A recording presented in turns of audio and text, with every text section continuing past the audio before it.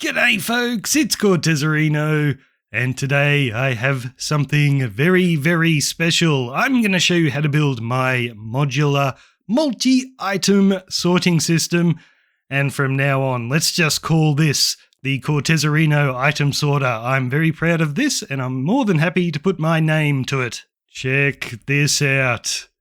Isn't she tiny? There is very, very little redstone to this. It is absolutely amazing. It is so small that we can finally have multi-item storage inside of our houses. So let's explain multi-item storage for those of you that don't know. Basically, the redstone here is going to send a bunch of items through all of these hoppers, and these comparators are going to lock the hoppers for a moment to give items a chance to enter these chests. So up here you can see I've got a stone chest, so we've got a bunch of stone stairs and slabs, and then down here I've got my stone brick variety. So I'll grab a bunch of the stone brick stairs and I'll feed them into our input chest. And the first thing we can do is just be quiet and listen. Hear that? This storage system is completely silent except for the popping that you'll get from these lamps, but you have to get very, very close to them to actually hear it. And if we look in our chest here, you can see our stairs are coming in nicely there. So what you do is you just put the items in the chest that you want to go into that chest, and this storage system will sort them all for you. And the best thing of all is that you can build this in any shape that you like. So I've decided to go for 6 chests tall, but if you don't want to do 6, you can do 5 or 4 or 3, or you can do it all the way up to build limit. There is no limit to how high you can go, and you can stack as many of these beside each other as you like, because these are a modular sorting system. So here we have one module, and this will work perfectly all by itself. So down below here I've got an input chest and an output chest, and we can grab our items. Let's do some black wool, feed them in, and you can see this thing just fires up and starts working. So all of our black wool will start to be sorted into this chest here. And you can build these modules however you like. So over here I've decided to go for 4 chests tall for my sorting system. And we've got our input chest, and I've put 3 modules side by side, and then they will send the items over to a single module that I have over here. Okay, let's grab some red wool this time and throw it in, and I'll tell you how this thing works. And this is so simple, guys. So we have a dropper item elevator to take all the items up to the top. So when you put them in the input chest, it goes into here and the comparator turns on, and that fires up our torch tower. And that tower will silently send all the items up to the top. But while that's happening at the front of the torch tower, the back of the torch tower is alternating these lamps, and they will power these comparators, and the comparators will alternate the power into these hoppers. And that's what allows our items to sit in here for just long enough that they have a chance to enter the chest before they're sucked down.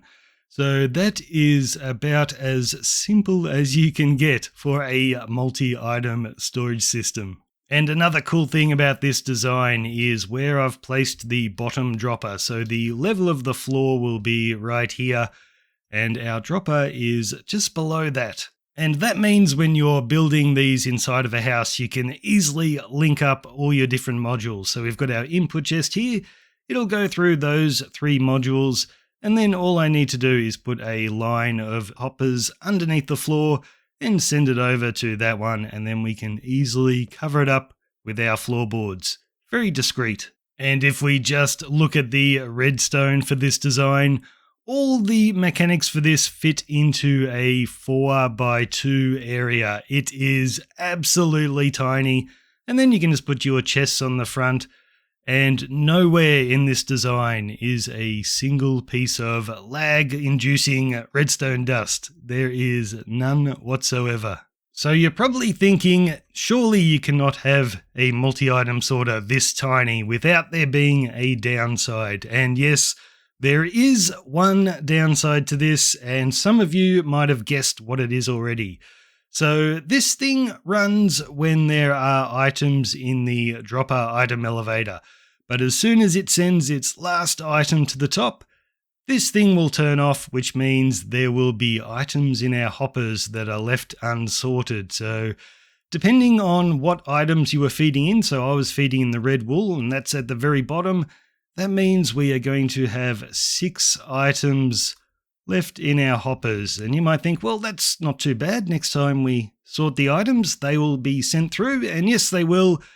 But it also means when you're getting things out of your sorting system, you're going to have these appear in there. And that is annoying. So we have 2 options for dealing with this. So the first option is we do nothing and we just live with it. But this big system here where you place them side by side, it actually works a little bit better than when you have them just as a single module. So you'll see the first one started running here and now the second one started running.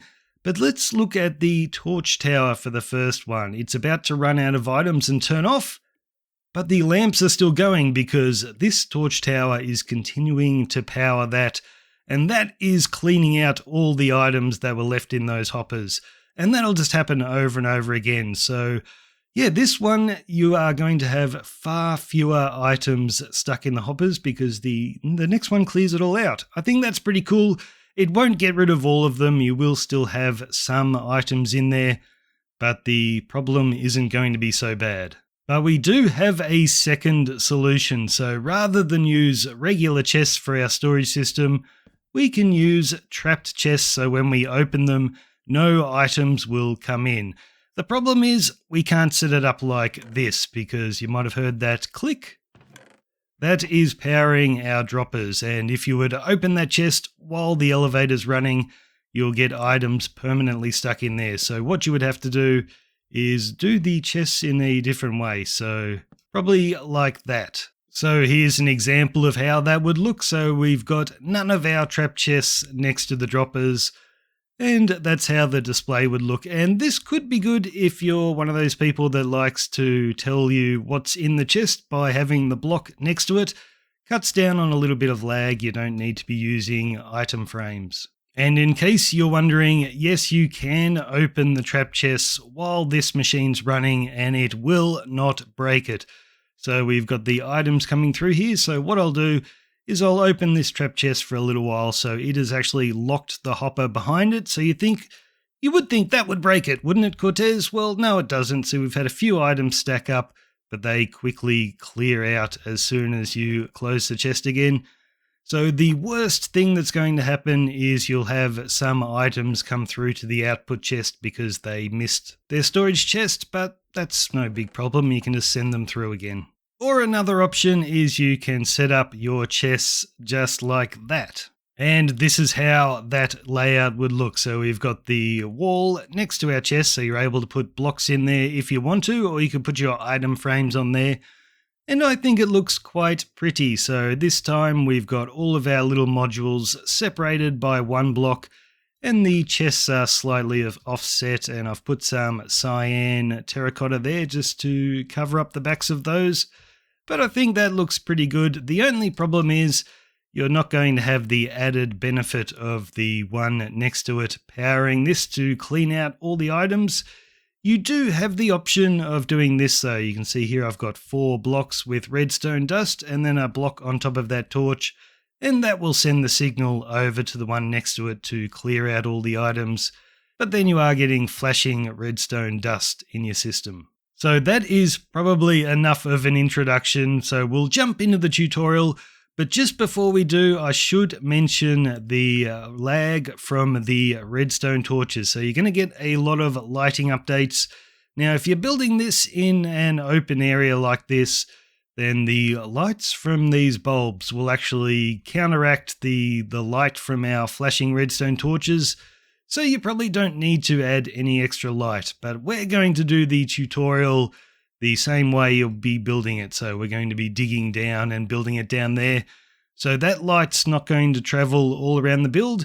So just be mindful if you've got a redstone torch like down here that can't see the lights up there, you want to put some light around it, so maybe replace one of these blocks with a jack-o'-lantern or something like that. And here is everything you need to build a single storage module. So you'll need 14 redstone torches, 9 comparators, 8 bulbs, 8 droppers, 8 hoppers, 2 observers, 1 repeater, and then you'll need at least 2 regular chests. And then it depends if you're using trap chests or regular chests, you'll need an extra 12 and 20 building blocks of your choice. And if you decide to have an input or an output chest on that particular module, you'll need an extra 2 chests. So just bear in mind this may vary if you're building a module at a different height. Okay, let's get started. So to begin, we're going to dig a hole for our redstone. So our storage chests are going to be at the front of the hole right here. So that's our bottom chest. And this hole is going to be 2 blocks by 4 blocks. And it's also going to be 1, 2, 3, 4 blocks deep. So once you've done that, looking from the front, we're going to come along to this block and dig that out and put in a building block of choice, because we're going to put a comparator on that. That will have a block in front with a torch on the side, and then behind our comparator we'll do a copper bulb. Then I want you to crouch, look up and place an observer block above our bulb so the face is pointing up, and we'll do a comparator on top of that. And then you can just power your bulb because we don't want that on, we want that off. Now just behind the comparator we're going to place a dropper, and we want 8 droppers in total. So we've already placed 1, we'll do 2, 3, 4, 5, 6, 7, 8. Okay, so that system detects when we've got items in our bottom dropper, and that turns off the torch, which unlocks our redstone clock. So let's build our clock now. So we're going to put a block on top of the torch, and then we'll do a block right here with a redstone repeater, and you'll put that on maximum delay. And just behind the repeater, we'll put another block. Then I want you to crouch here and look up and place an observer block just above that block. So now we're going to put a hopper right next to this bottom dropper, but I want you to face it into the dirt block right there so you can see the arrow showing which way it's pointing. That is the final hopper in the system, so all the items will leave via that hopper.